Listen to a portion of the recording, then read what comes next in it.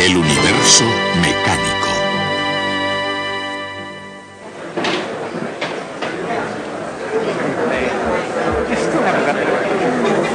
La armonía del universo.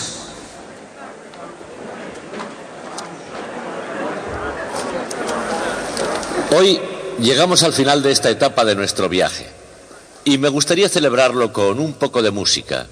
No es una música corriente, es algo completamente extraordinario. Desde luego, Johannes Kepler fue quien descubrió cómo funciona el universo, y lo que descubrió fue que el universo es muy complicado. Las órbitas de los planetas son excéntricas, el Sol está desplazado del centro, los planetas aceleran o disminuyen su velocidad mientras giran, etc. Kepler no pudo evitar preguntarse por qué el creador no eligió un modelo más sencillo. Cuando creyó encontrar la respuesta, escribió lo siguiente: esto es porque los movimientos celestes no son más que una continua canción para varias voces. Una música que a través de tensiones discordantes, a través de síncopas y cadencias, va progresando hacia ciertas preconcebidas cadencias de 6 voces, estableciendo así un hito en el inconmensurable paso del tiempo. 20 siglos antes, los pitagóricos pensaron que los cielos eran un instrumento perfectamente afinado cuya música solo podía ser captada por el oído de Pitágoras, su maestro. Pero la idea de la música celestial es aún más antigua que el propio tiempo. Y Kepler se valió de esa idea de la música de las esferas, con su eco a través de los pasillos de la historia. Un universo más sencillo hubiera producido una música aburrida. El creador compuso una sutil y compleja composición que continuaría sin repetirse casi para siempre. Kepler creyó haber escudriñado en el interior de la mente del creador. De hecho, lo pensó con frecuencia y escribió lo que había visto en este libro. Johannes Kepler, La armonía del universo, publicado en 1619. Anotó en este libro la música de las canciones de cada uno de los planetas y retó a los músicos de su época a interpretar aquella música celestial. Y resulta que aquellos músicos, al parecer, tenían cosas mejores que hacer, así que Kepler nunca llegó a oír su propia música. Pero en la actualidad, 2 hombres, John Rogers y Willy Raff de la Universidad de Yale, han sintetizado la música de Kepler en un ordenador de forma que podamos oírla. Y es la música que les haré escuchar ahora. Tenemos la música de Kepler sintetizada en un ordenador. Ya sé que están esperando que les diga, es el último grito en música, pero no voy a decirlo. En lugar de eso les pondré la música.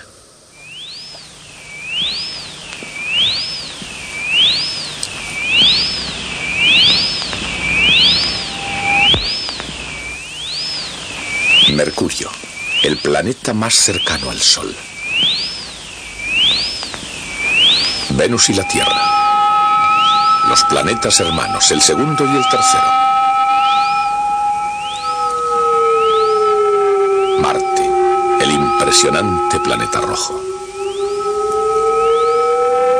Júpiter, el mayor planeta del sistema solar. Saturno con sus anillos, misteriosos hasta hace muy poco. Urano, el primer planeta descubierto en los tiempos modernos.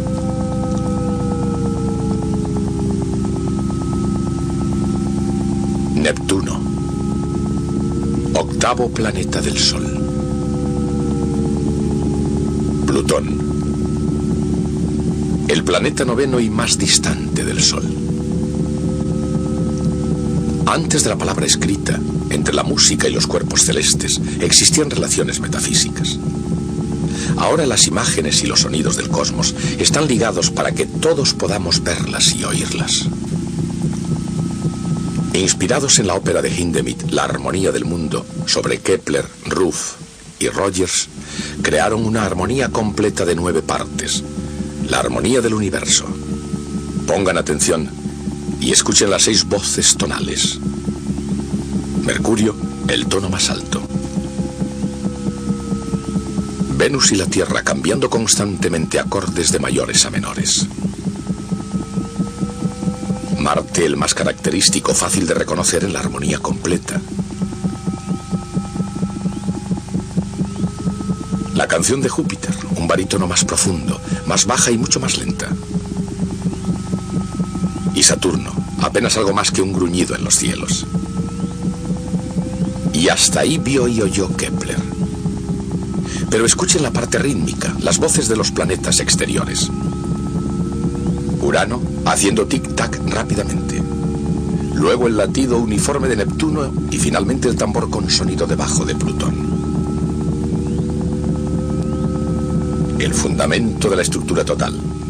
Esta es la música de las esferas. Y de una manera u otra se ha escuchado durante mucho, mucho tiempo. Unos 600 años antes de Cristo, Pitágoras de Samos recorría la tierra buscando sus misterios más profundos. Y con sus seguidores griegos, la hermandad pitagórica hizo algunos sorprendentes descubrimientos. Son riquezas matemáticas tan valiosas en la actualidad como lo fueron en la Edad de Oro. Un teorema sobre los cuadrados de los lados de un triángulo rectángulo, por ejemplo, que más tarde fue utilizado para calcular la distancia que cae la Luna en cada segundo.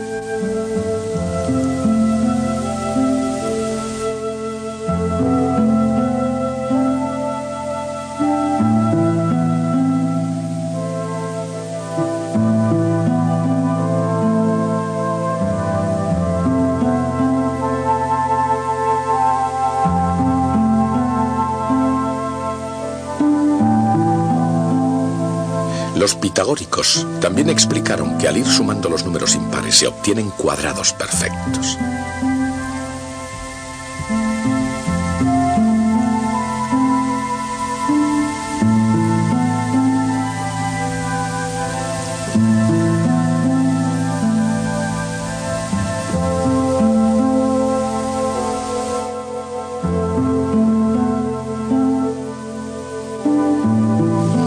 Pero sobre todo, mientras escuchaban la música de las esferas en los cielos, descubrieron las leyes de la armonía musical en la Tierra.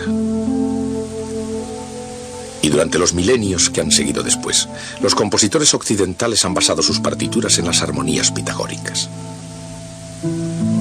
Por lo visto, todos parecían felices bailando la misma vieja melodía, hasta que en el Renacimiento un músico florentino hizo estragos en el status quo. Este hombre escribió un libro criticando la influencia de los conceptos de los antiguos griegos en la música de su tiempo.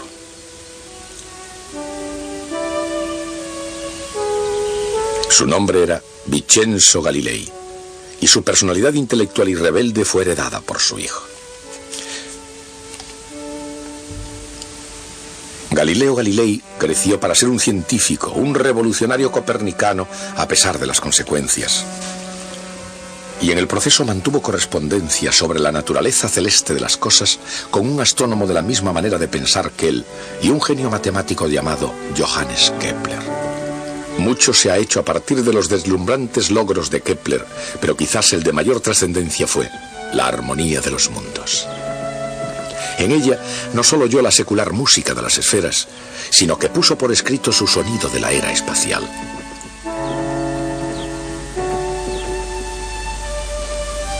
Al igual que su colega Kepler y su padre Vincenzo, Galileo tenía una o dos cosas que decir con respecto a la armonía. Esto es, sobre el movimiento armónico. Al descubrir que cada oscilación de un péndulo tardaba exactamente la misma cantidad de tiempo, Galileo no solo descubrió la fórmula para componer una música hermosa, sino que desveló el secreto para medir el tiempo con precisión.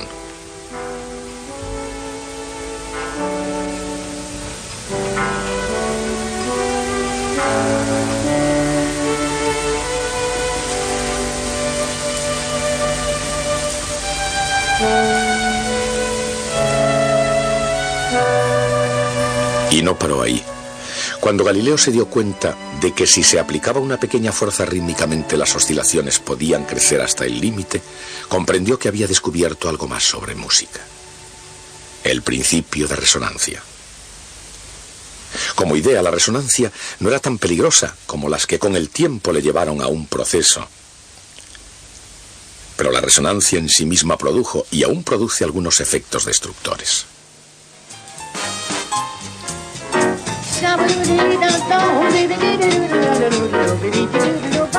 ¿Podrá la voz amplificada de Ella Fisher al hacer añicos esta copa? Lo creo.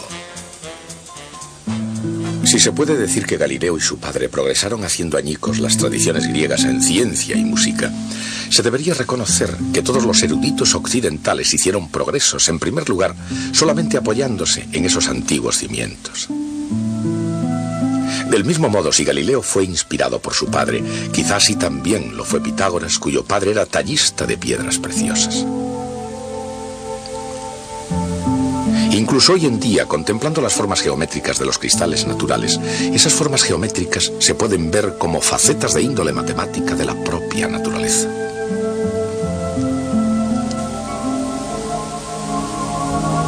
Investigando en profundidad la naturaleza de casi todas las cosas, los filósofos griegos advirtieron que la materia estaba compuesta por átomos, pero pasarían siglos antes de que se descubriera que la forma de la materia reflejaba la disposición de los átomos, una disposición en la que los átomos están unidos por las energías eléctrica y potencial que actúan entre ellos. Y así como las interacciones entre los átomos son de naturaleza eléctrica, las interacciones entre los miembros de la especie humana pueden ser tan complejas y están tan altamente cargadas como se demostró en la amarga polémica entre el barón Gottfried von Leibniz y Sir Isaac Newton. Entre otras muchas distinciones notables, Newton era el representante de la Universidad de Cambridge ante el Parlamento británico. Él no fue un gran estadista en Inglaterra, pero cuando se trata del comportamiento de las masas y las fuerzas, nadie pudo establecer la ley mejor que Newton. El cambio del movimiento, proclamaba, es proporcional a la fuerza ejercida y se produce en la dirección de la línea recta en que la fuerza se aplica. Dicho en otras palabras y con términos modernos, fuerza es igual a masa por aceleración, que es una ecuación vectorial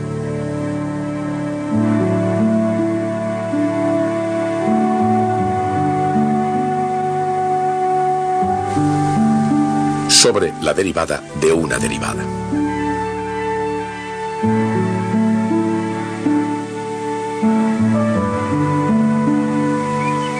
Con esa ecuación, Newton descubrió un poder más allá del campo de acción de la política y un espléndido motivo no igualado por ninguna otra idea científica en la historia.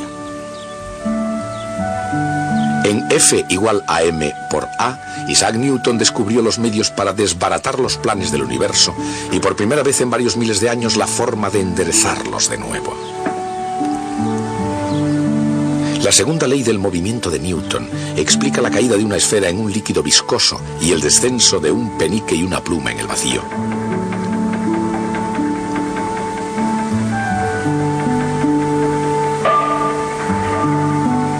La ecuación de Newton, F igual a ma, explica el movimiento de la caída de la Luna a través del vacío llamado espacio exterior.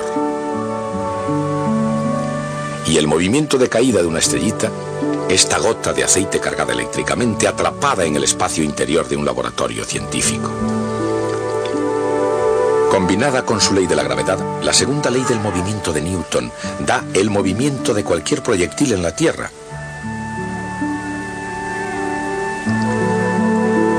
así como de todos los cuerpos en el cielo.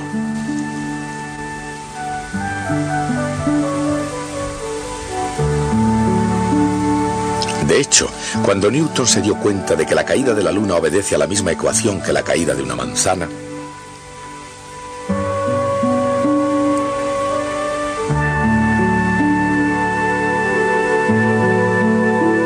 unificó la física de la Tierra con la de los cielos. Y no solo estaban unificadas en el terreno de las ecuaciones, sino también en la esfera de la geometría pura. La trayectoria de cualquier proyectil sobre la Tierra, así como las órbitas de los planetas en los cielos, es una sección cónica. Podemos decir sin hipérbole que todos los proyectiles en la Tierra siguen una parábola y todos los planetas describen una elipse. La similitud apenas sorprende, ya que todos esos movimientos obedecen a las mismas ecuaciones.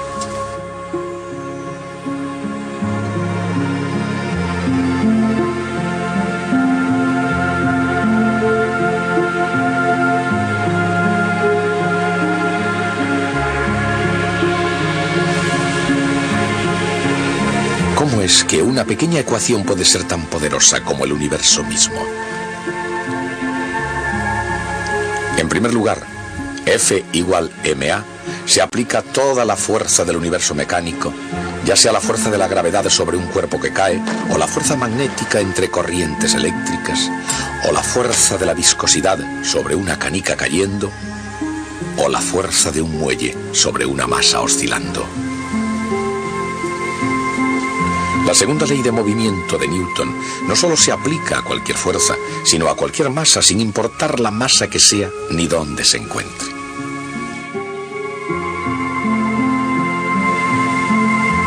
Ya sea una masa que esté oscilando o un saltador de pértiga o una pelota de béisbol